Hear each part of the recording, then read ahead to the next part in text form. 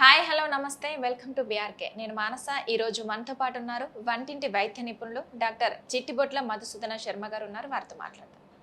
Hi sir. Hi అమ్మా. Sir ఇప్పుడున్న జనరేషన్లో చాలా మంది హెయిర్ ప్రాబ్లమ్స్ని ఫేస్ చేస్తున్నారు. అసలు హెయిర్ లాస్ అనేది ఎందుకు అవుతుంది? దీనికి రీజన్ ఏంటి సార్? సో సర్వసాధారణంగా ఒక వయసు వచ్చిన తర్వాత వెంట్రుకలు రావడం అత్యంత సర్వసాధారణమ్మా. దేహధర్మాల్లో భాగంగా జీవనక్రియలో భాగంగా ఇంచుమించు 50 సంవత్సరాలు వచ్చిన తర్వాత క్రమక్రమంగా కొంతమంది కొద్ది శాతంలో వెంట్రుకలు హెయిర్ లాస్ అయిపోతే కొంతమందికి ఎక్కువ శాతంలో అయిపోతాయమ్మా.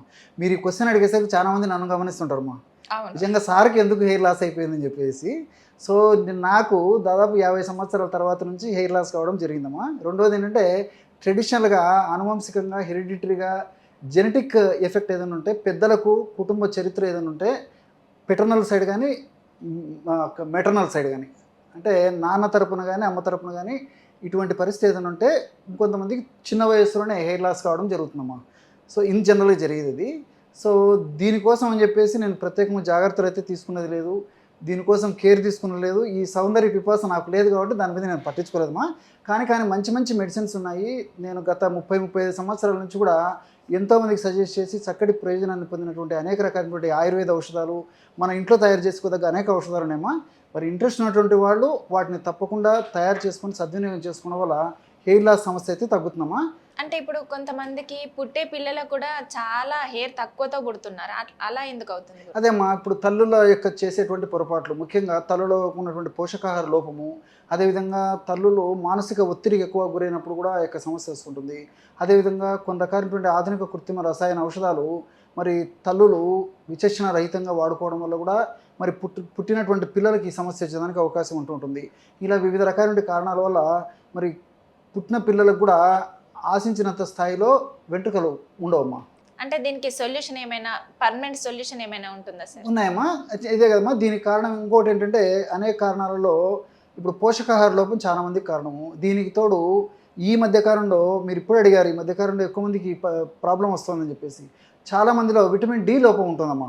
మనం 100 మందిని గమనించినట్లయితే 100 మందిలో దాదాపు 90 మందికి పైనే డి విటమిన్ లోపం ఉంటుందమ్మా. సో ఎప్పుడైతే డి విటమిన్ లోపం ఉంటుందో అప్పుడు ఆ యొక్క ప్రభావం చేత కూడా ఈ వెంట్రుకలు చిన్న వయసులో రాలిపోవడం కానీ, అదేవిధంగా వెంట్రుకలు చిన్న వయసులోనే తెల్లబడడం కానీ జరుగుతుంటుందమ్మా. మనకు అదృష్టవశాత్తు సూర్యుడు భగవానుడు ప్రత్యక్షమై నా యొక్క అనుగ్రహం ఆశీర్వాదం తీసుకోమని చెప్పేసి సూర్యభగవానుడు మనం ఆదేశిస్తున్న మనం సూర్యభగవాన్ యొక్క అనుగ్రహాన్ని నోచుకోలేకపోవడం చేతనే మనం నిజంగా చాలామంది చిన్న వయసులోనే హెయిర్ లాస్తో బాధపడుతున్నారమ్మా. సో పోషకాహార లోపము, మానసిక ఒత్తిళ్లు, గ్యాస్ట్రిక్ ట్రబుల్ సమస్యలు, అదేవిధంగా వాతావరణ కాలుష్యము, ఇలాంటివన్నీ కూడా ప్రత్యక్షంగా పరోక్షంగాను మరి హెయిర్ లాస్ అయ్యేదానికి కారణమవుతున్నాయమ్మా. దీనికి మంచి రెమెడీ చెప్తాను చూడమ్మా, చాలా అద్భుతంగా పనిచేస్తుంది. ఎంతోమంది వాడి సత్ఫలితాలు ఇచ్చిన తర్వాతనే మీరు అడిగారు కాబట్టి మన ప్రేక్షకుల కోసం ఆ యొక్క ఫార్ములాని చెప్తున్నానమ్మా. చాలా సులువైనటువంటి ఫార్ములా అమ్మా. నల్ల నువ్వులని వేయించి పొడిలాగా చేసుకొని ఒక 50 గ్రాములు తీసుకోవాలి. అదేవిధంగా ఉసిరిక పొడి, ఆమ్లా పౌడర్ అమ్మా, ఇదొక 50 గ్రాములు తీసుకోవాలి. అట్లే మూడవ పదార్థంగా గుంట గలగరాకు, బాగా నిదానంగా మన ప్రేక్షకులు రాసుకోవడం మంచిదమ్మా. చాలామందికి ఈ పేరు తెలిసిండదు. కాటుకాకు అని చెప్పేసి అంటుంటారమ్మా.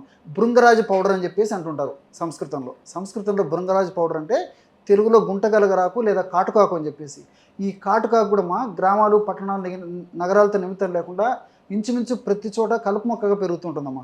ఈ ఆకులను మనం నలిచేసినట్లయితే చేతుల కంటుకున్నటువంటి ఆ నలుపు గుణము ఇంచుమించు 2-3 రోజుల దాకా పోదమ్మా. అంత నల్లగా ఈ యొక్క ఫింగర్స్ కూడా తయారవుతాయి అన్నమాట. ఆ యొక్క పొడి కూడా మనకు మార్కెట్లో దొరుకుతుంది. అదొక 50 గ్రాములు తీసుకోవాలి. సో ఈ 3 పదార్థాలు కలపడం వల్ల 150 గ్రామ్స్ పౌడర్ తయారవుతుందమ్మా. ఇది మనకి రోజు 5 గ్రాములు వాడుకోవాలి. రోజు 5 గ్రాములు అంటే నెలకి 150 గ్రాములు 30 రోజులకి. ఉదయం పూట ఒక 2.5 గ్రామ్స్ అంటే హాఫ్ టీ స్పూను, సాయంత్రం పూట హాఫ్ టీ స్పూను, తగినన్ని పాలతో కానీ లేకపోతే తగినన్ని నీటితో కానీ లేకపోతే ఇదే పౌడర్ని తేనెతో కానీ ఎలాగైనా తీసుకోవచ్చుమా.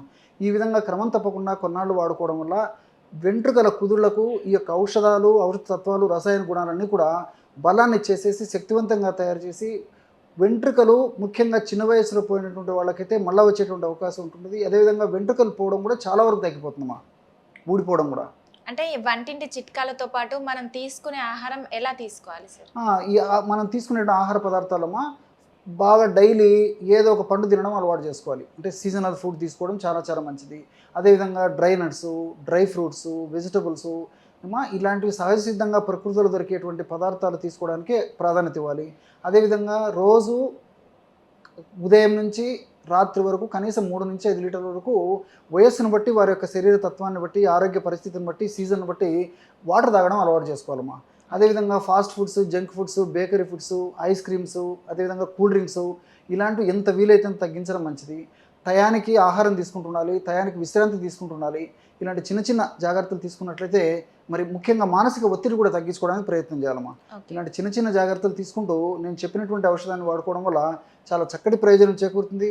మరి ఈ వెంట్రుకలు రాలిపోయేటువంటి పరిస్థితి ఉన్నప్పుడు 100లో దాదాపు 90% మంది మానసికంగా కూడా చాలా వేదనకు గురైపోతుంటారు. వాళ్ళు మరి వందలాది వేలాది రూపాయలు ఖర్చు పెట్టడానికి కూడా వెనుకాడనటువంటి పరిస్థితి ఏర్పడుతుంటుంది. కాబట్టి మరి ఈ నేపథ్యంలో ప్రకృతి ప్రసాదించినటువంటి ఔషధాలపైన సదవగాహన కలిగి ఉండి మనం సద్వినియోగం చేసుకున్నట్లయితే చక్కటి ఆరోగ్యం మన సొంతమేదానికి అవకాశం ఉంటుంది. చక్కటి కేసు సంపద కూడా కలుగుతుందమ్మా. అంటే మనం ఇంటర్నల్గా ఫుడ్ తీసుకుంటున్నాం సార్, ఇంకా మీరు చెప్పిన చిట్కా వాడుతున్నాం. సో ఇంకా అది కాకుండా మనం హెయిర్కి ఏం అప్లై చేయాలి సార్? ఓకే, ఇప్పుడు కలబంద అలోవెరా తెలుసు కదమ్మా. ఓకే, ఒక్క భాగము కలబందమ్మా, అంటే అలోవెరా గుజ్జు ఉంటుందమ్మా. పైన ఆకుపచ్చ రంగు ఉన్నటువంటి పరిస్థితి ఉండేసేసి ఆ లోపల ఒక గుజ్జు ఉంటుందమ్మా. ఆ లోపల గుజ్జును తీసేసుకొని మిక్సీలో వేసేసి బాగా తిప్పేయడం వల్ల ఆల్మోస్ట్ లిక్విడ్ ఏదో తయారైపోతుంది అనమాట. అది ఒక భాగం తీసుకొని దాన్ని రెట్టింపు కొబ్బరి నూనెలో కలిపేసేయాలి. అంటే ఒక్క భాగము అలోవెరా జ్యూస్ అయితే 2 భాగాలు కొబ్బరి నూనె, ఈ 2 కలిపేసి పొయ్యి మీద పెట్టేసేసి సన్న మంట మీద ఆ అలోవెరాలో ఉన్నటువంటి ఆ నీటి శాతం అంతా ఇగిపోయేదాకా మరిగించాలమ్మా. సన్న మంట మీద ఎందుకు చెప్తున్నా అంటేమా, ఎక్కువ మంట పెట్టేసేస్తే ఔషధ గుణాన్ని పోతాయమ్మా. కాబట్టి నిదానంగా స్లోగా ఔషధాన్ని తయారు చేయాలి. సన్న మంట మీద మరిగించేసేసి ఆయిల్ను తయారు చేసుకోవాలి. మరి సన్న మంట మీద మరిగిన తర్వాత ఆయిల్ తయారైంది ఎట్లా తెలుస్తుంది సార్ మాకు అని చెప్పేసి మీకు డౌట్ రావచ్చుమా. సో నురుగు రావడం మొదలవుతుంది అనమాట. ఎప్పుడైతే ఆయిల్ ప్రిపేర్ అయిందో, మెడికేటెడ్ ఆయిల్ ప్రిపేర్ అయిందో అప్పుడు నురుగు రావడం మొదలవుతుంది. ఎప్పుడైతే నురుగు వస్తుందో శబ్దం తగ్గిపోతుంది. ఆ ఉడికేటప్పుడు వచ్చేటువంటి శబ్దం తగ్గిపోతుంది, నురుగు వస్తుంది. కాబట్టి ఆ నురుగు వచ్చిన తర్వాత దించేసేసి చల్లారిన తర్వాత ఒక సీసాలో నిల్వ ఉంచుకొని రోజు హెయిర్ ఆయిల్గా వాడుకోవడం వల్ల చాలా చక్కటి ఫలితాలు కలుగుతాయమ్మా. Okay, thank you so much sir, మంచి చిట్కాలు మాకు చెప్పినందుకు థ్యాంక్ యూ. ఓకే.